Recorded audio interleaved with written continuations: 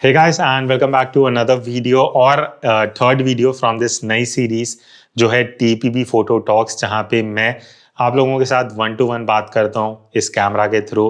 तो ज़्यादा B role cinematic shots नहीं होंगे, सीधा मैं अपने व्यूज़ एक पर्टिकुलर टॉपिक पे आप लोगों के साथ शेयर करूँगा। और इस वीडियो का जो टॉपिक है वो है महंगा camera equals to better photos.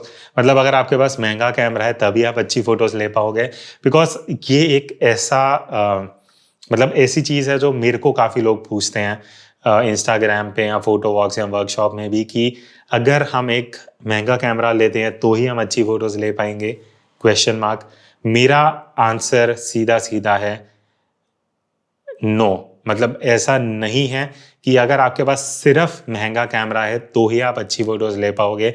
अभी आज के टाइम में अगर मैं अपना EOS भी अगर किसी को फोटोग्राफी नहीं आती उसे मैं कैमरा दे दूंगा, ऐसा नहीं है कि वो एकदम मास्टरपीस शॉट लेके आ जाएगा। बिकॉज गियर आपको सपोर्ट करता है आपकी स्किल्स को या आप जो विजुअलाइज कर रहे हो उसको कैप्चर करने के लिए। सो टेक्नोलॉजी आपके थॉट्स और क्रिएटिविटी को सपोर्ट करता है। फॉर श्योर एक अच्छा कैमरा जिसमें अच्छी टेक्नोलॉजी है, अच्छे फीचर्स हैं, अच्छा रेजोल्यूशन है, अच्छा लो लाइट परफॉर्मेंस है, सेंसर साइज बड़ा है, तो ऑब्वियसली वो क्वालिटी अच्छा देगा। बट अच्छा फोटो और अच्छी क्वालिटी की फोटो में काफ़ी डिफरेंस होता है, तो ये चीज़ आपको समझना ज़रूरी है। अगर आप ये बोलो कि महंगा camera equals to better quality photos, उस पर मैं एग्री कर सकता हूँ। बट अच्छी फ़ोटोज़ लेने के लिए आपको पहले अपनी क्रिएटिविटी, अपने पर्सपेक्टिव, अपने कॉम्पोजिशन पे काम करना पड़ेगा। और वो आपको चाहे महंगा कैमरा हो, चाहे सस्ता कैमरा हो, चाहे इवन एक मोबाइल फ़ोन कैमरा भी हो, उससे भी आप सीख सकते हो। आप जो कैमरा है आपका वो आपको सपोर्ट करता है अपनी विजुअलाइजेशन को कैप्चर करने के लिए। अब फॉर एग्जांपल मैं एक एग्जांपल लेता हूँ। लेट्स सपोज मेरे पास एक मोबाइल फ़ोन है और एक प्रोफेशनल कैमरा है, DSLR, मिररलेस, कुछ भी। अब अगर मैं फोटो कैप्चर करना चाहता हूँ डे टाइम में, अगर मैं क्लिक करूंगा दोनों में काफ़ी अच्छी फोटोज आएंगी। फ़ोन में बेनिफिट क्या है कि आपको out of the camera JPEG थोड़ी अच्छी मिल जाएंगी। बट अगर मैं DSLR या मिररलेस कैमरा से वो इमेज को लाइट रूम या फोटोशॉप में डालता हूँ, अच्छे से एडिट करता हूँ, ऑब्वियसली उसमें ज़्यादा डिटेल्स आएंगी बिकॉज सेंसर साइज बड़ा है, डिटेल्स अच्छी आएंगी। सो ऐसा बोलना भी गलत है कि महंगे कैमरे से अच्छी फोटोज नहीं आएंगी, बट वो आपको सपोर्ट करता है उन कंडीशंस में जहाँ पे आपको एक शायद सस्ता कैमरा वो आउटपुट ना दे पाए। सबसे पहली चीज़ अगर मैं बात करूँ लो लाइट परफॉर्मेंस की, अब लो लाइट परफॉर्मेंस सबसे ज़्यादा मैटर करती है जब आप एक फुल फ्रेम कैमरा या क्रॉप सेंसर को आप कंपेयर करो, या माइक्रो फोर थर्ड्स या मोबाइल फ़ोन कैमरा को। अब मोबाइल फ़ोन में ये है कि आपको स्क्रीन में देखने में फ़ोटो अच्छी लगती है, बट वो स्क्रीन छोटी है। आप एक बार लैपटॉप में डालोगे, कंपेयर करोगे, आपको डिफरेंस दिखेगा। बट कई लोगों के लिए मोबाइल फ़ोटोज़ भी अच्छी हैं, मेरे लिए भी कई हद तक मोबाइल फ़ोटोज़ काफ़ी अच्छी आती हैं। बट लो लाइट में शायद जो मेरा EOS कैप्चर कर सकता है वो फ़ोन नहीं कर सकता है, and I am sure about that.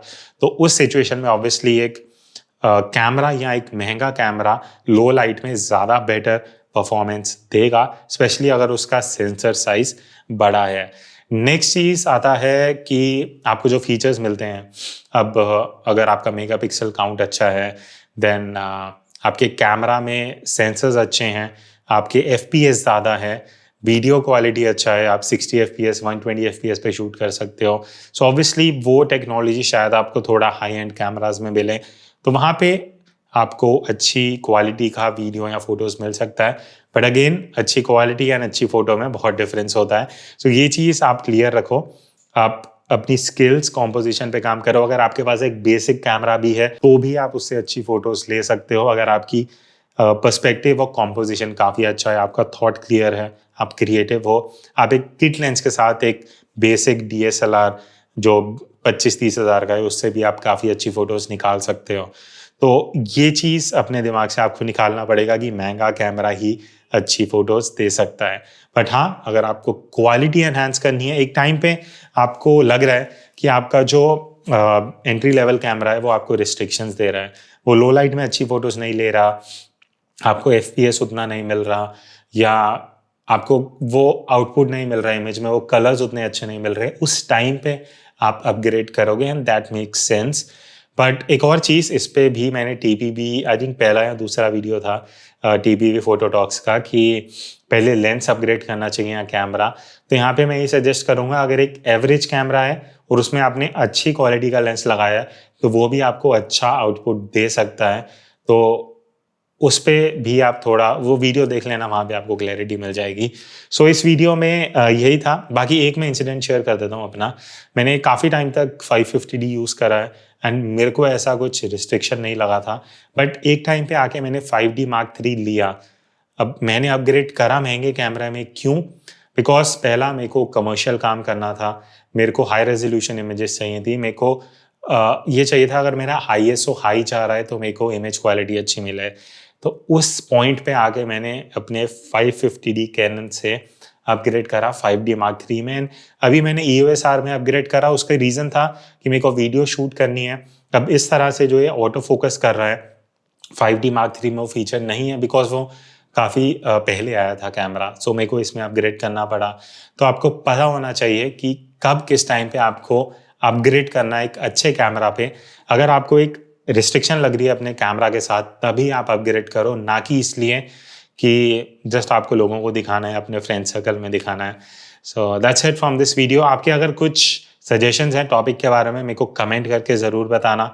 I would love to make videos on topics जो आप लोग सजेस्ट करते हो। I will see you in the next video. तब तक take care and keep clicking.